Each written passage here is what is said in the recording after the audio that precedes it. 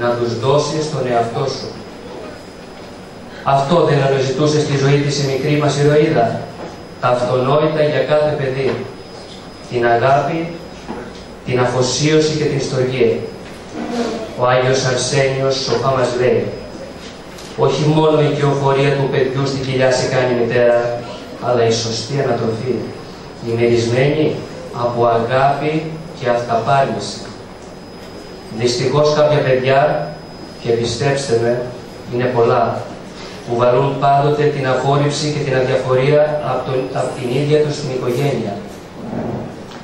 Όταν γεννιέται ένα παιδί, η μητέρα δίνει στον κόσμο έναν άνθρωπο και στη συνέχεια, για μέσω αυτής πρέπει να δώσει ο ουρανός έναν άγγελο. Δώστε μας τις καλύτερες μητέρες, ταπεινές και φρόνιμες, και θα σας δώσουμε τους καλύτερους ανθρώπους. Ποτέ πια άλλα τσακισμένα παιδιά. Γιατί να κακοκτίζουμε τα παιδιά μας και το οικοδόμημα της ψυχής τους να κινδυνεύει από στιγμή σε στιγμή να κρεμιστεί? Όσο γνωρίζουμε τη μικρή ελπίδα, τόσο καταλαβαίνουμε πόσο βάναυσα έχει κακοποιηθεί η παιδική ψυχούλα της. Το κοφτερό ψήφος της αδιαφορίας της μάνας και της εγκατάλειψης του πατέρα έχει κομματιάσει την καρδιά της. Χαρακτηριστικά μας λέει, άρχισα να ζω στα όνειρα γιατί τα παραμύθια μου δίνανε χαρά και καταργούσαν τον πόνο μου. Η αόρατη στους άλλους πληγή μου συνέχισε να αιμορραγεί και με κανέναν δεν μπορούσα να τη μοιραστώ.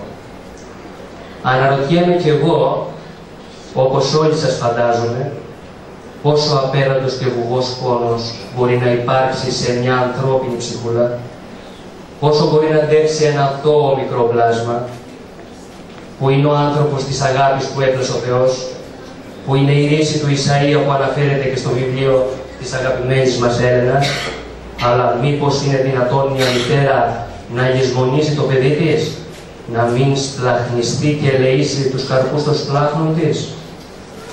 Όμως, αγαπητοί μου, υπάρχουν πολλές που δεν είναι άξιες να λέγονται μάνες και γενικά άξιοι να λέγονται γονείς.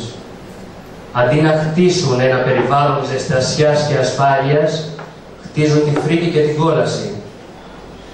Η ανταπόκριση ή όχι του ανθρώπου στην αγάπη του Θεού δημιουργεί την κόλαση ή τον παράδεισο. Κόλαση είναι η ικανότητά μου να αγαπήσω και τιμωρός γίνεται ο εγωκεντρισμός μου.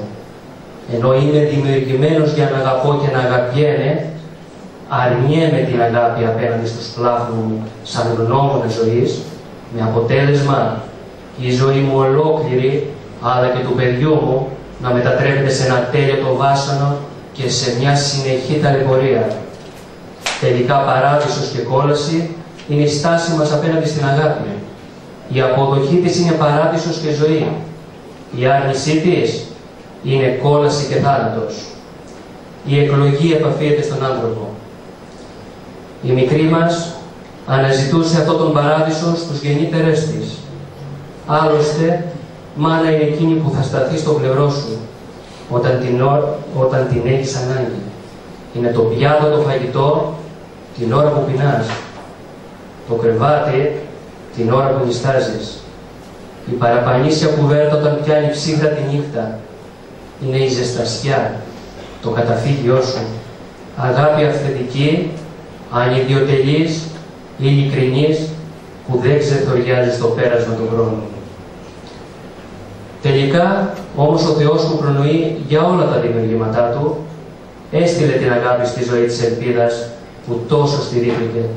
Και όπως η ίδια μας λέει, ο ουρανός μου άναψε τα φώτα και τότε άνοιξα τα μάτια, λες και μόλις εκείνη τη στιγμή γεννήθηκα, λες και τότε ήρθα στον κόσμο τούτο.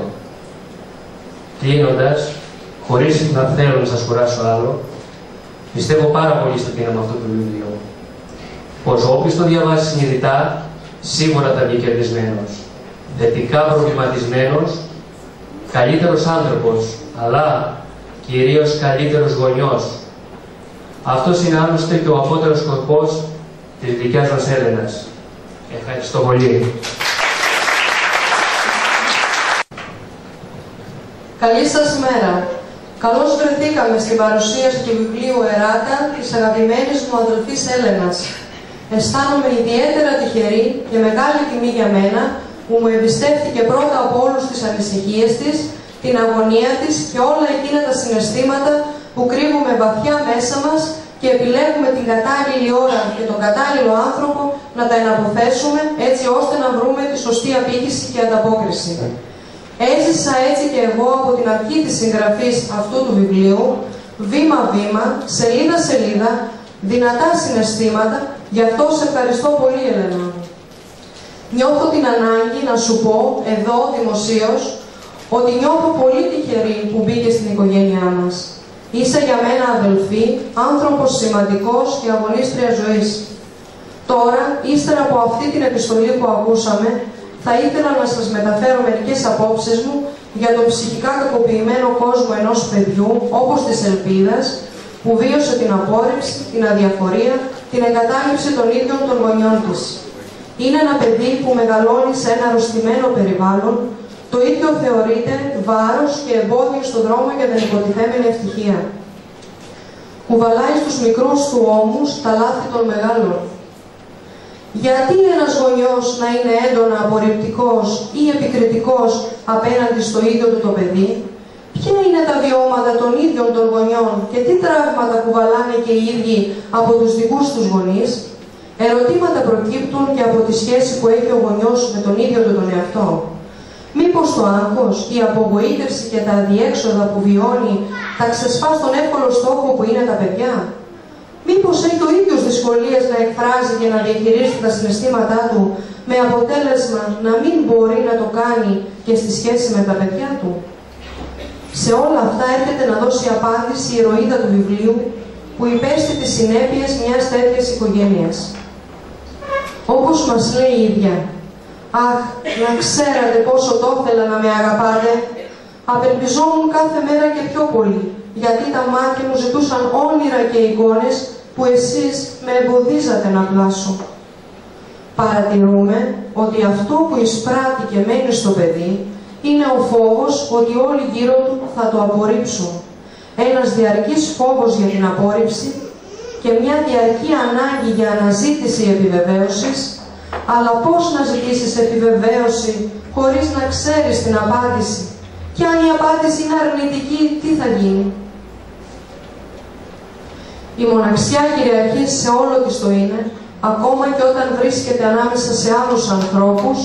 Το κυρίαρχο συναίσθημα είναι η απογοήτευση, η ντροπή και η ενοχή. Βιώνει ένα συναισθηματικό κενό και αισθάνεται ότι είναι διαφορετικό από τα άλλα παιδιά. Το παιδί δεν πιστεύει στις ικανότητές του για επιτυχία. Φοβάται την αποτυχία, φοβάται την απώλεια ελέγχου, φοβάται. Η μικρή ηρωίδα μας έχει ανάγκη την αγάπη, την αποδοχή και συνεχίζει να την αναζητά. Η απόρριψη είναι μια μορφή απώλειας που κάθε παιδί καλείται να αντιμετωπίσει χωρίς να ξέρει πώς. Αδιαφορία από τη μητέρα, εγκατάλειψη από τον πατέρα. Γενικά απουσία γονέων. Είναι τέχνη το να είσαι καλός γονιός? Βέβαια, ποτέ κανένα παιδί δεν ανατράφηκε με τέλειους γονείς. Όλοι είχαν ατέλειες, ανεπάρκειες, κενά, προβλήματα. Όμως, το δίλημμα δεν είναι οι τέλειοι γονείς ή καθόλου γονείς. Το πρωταρχικό και απόλυτο ζητούμενο είναι να υπάρχουν γονείς που να έχουν κοινό παρονομαστή την αγάπη. Να την προσφέρουν απλόχερα στα παιδιά τους, να την νιώθουν, να την ακούν, να την αισθάνονται, να τους δείχνουν τον δρόμο προς την ευτυχία όπως εκείνα την ορίζουν.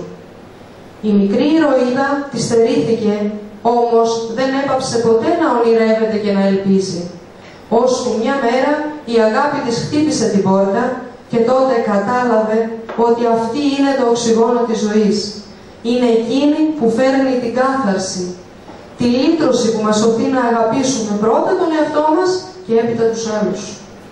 Ολοκληρώνοντας, ας ευχηθούμε όλοι ότι αυτό το βιβλίο θα σημάνει συναγερμό στην ψυχή μας, τόσο δυνατό, ώστε να μας κρατάει σε εγρήγορση για την καλή ανατροφή των παιδιών μας.